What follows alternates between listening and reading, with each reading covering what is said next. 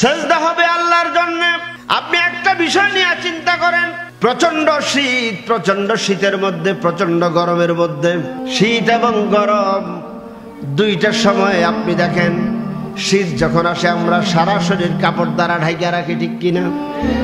কিন্তু ভাইরা আমার, বন্ধুরা আমার, যত বেশি শীত হোক না কেন, আজ পর্যন্ত কাউকে কপাল ঢাকতে দেখছেন?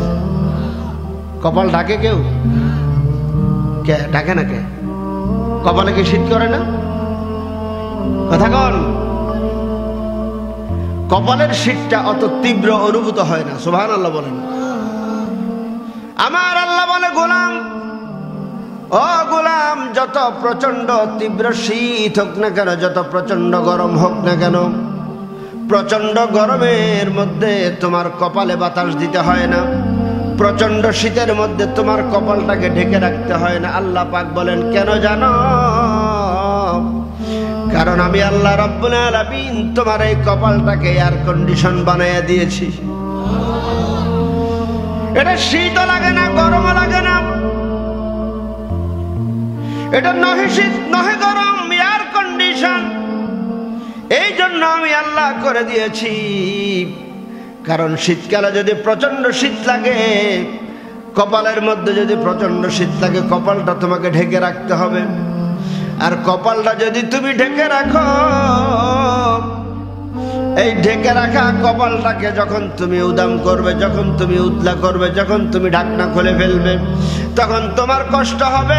আমি আল্লাহ রাব্বুল আলামিন এটাকে এয়ার কন্ডিশন বানায় দিয়েছি, যেন শীতের তীব্রতা যত বেশি হোক না কেন, আমি আল্লাহকে সেজদা দিতে যেন তোমার কষ্ট না হয়। কারণ তুমি এই কপাল দিয়ে আমি আল্লাহকে সেজদা করবে। সুবহানাল্লাহ বলে। শুধু তাই নয়, আল্লাহ পাক বলে, গোলাম, ও গোলাম, তুমি যখন আমি আল্লাহকে সেজদা দাও, তুমি মনে করো তুমি জমিনের মধ্যে সেজদা দিচ্ছ, তুমি মনে করো তুমি ধুলাবালির মধ্যে সেজদা দিচ্ছ। কয় না না না, বান্দারে, ও বান্দা, তুমি যখন আমাকে সেজদা করার জন্য উদ্যত হও, আমি আল্লাহর সহ্য হয় না,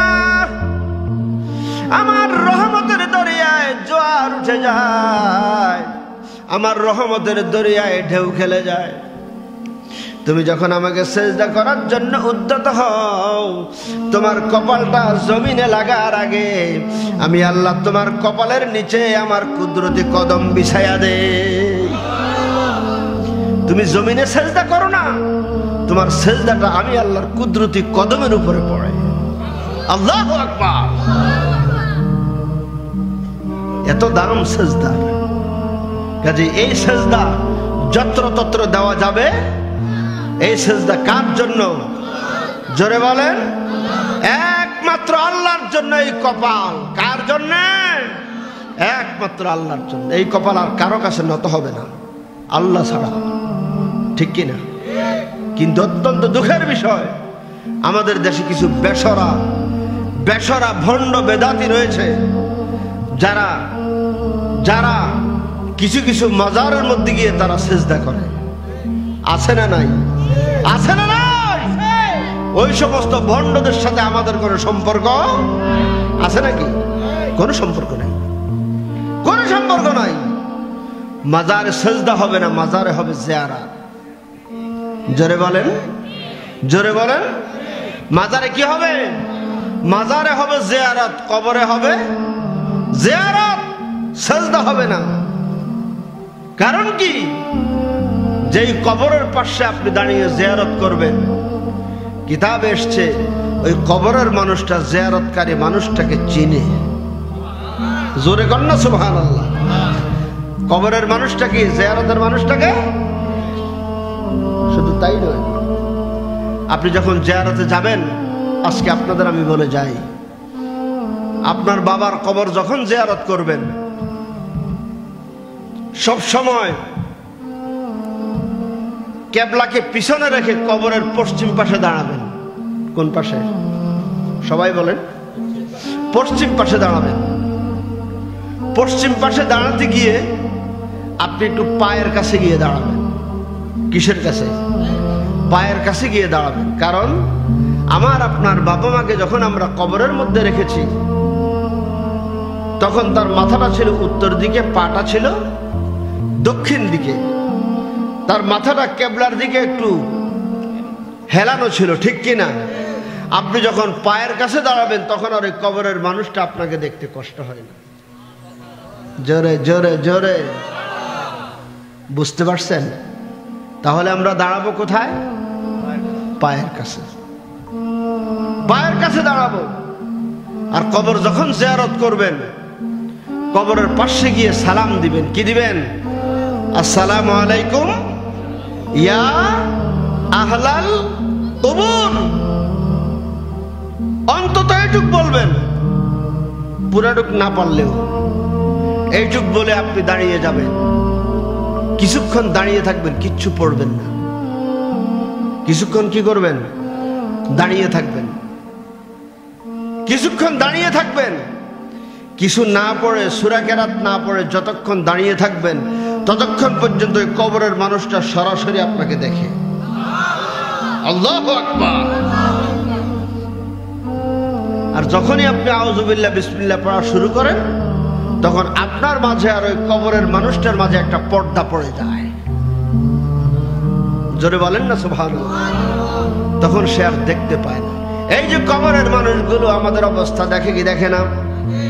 ভাইয়েরা আমার, বন্ধুরা আবার, আমি বলতেছিলাম মনে আছে কিনা আপনাদের জানি না, কবরের পাশে যখন দাঁড়াবো কোন জায়গায় দাঁড়াবো?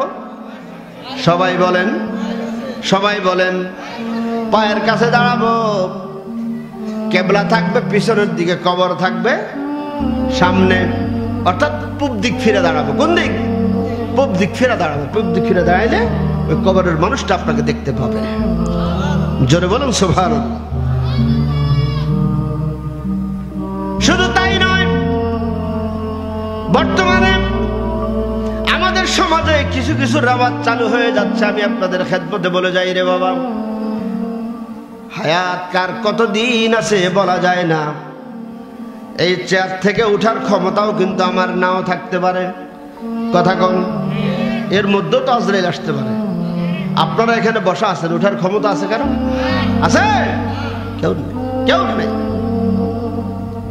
আমাদের সমাজে একটা নতুন নতুন রেওয়াজ, বর্তমানে নতুন নতুন রেওয়াজ চালু হচ্ছে। নতুন নতুন রেওয়াজ, নতুন নতুন ফতোয়া, নতুন নতুন নিয়ম আছে না নাই? হ্যাঁ, কয় আগে যারা ছিল হেরা ভুল করে গেছে। কি আমি ভুল করতেছি? কি কয়? আগে যারা ছিল হেরা কি করছে? ভুল করে গেছে।